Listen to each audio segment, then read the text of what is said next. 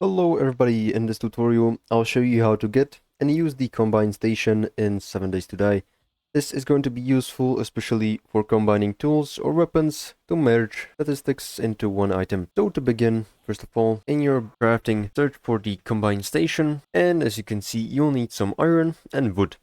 Wood can be gathered from the ground by destroying some bushes or by chopping down trees, and iron can be gathered from chopping down some iron blocks or vehicles with your pickaxe, just like this. As you can see, I've gathered 155 iron. Now, to make it, just go ahead and click craft, and once it's done crafting, place it down and open it up. And as you can see, you'll need 2 items. So for example, I'll pick this pickaxe with this star right here, and as you can see, it gives additional block damage and attacks per minute.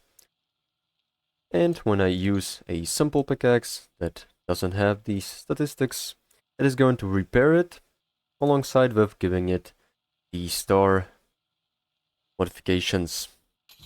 And you can pick it up and place it down and put another one here.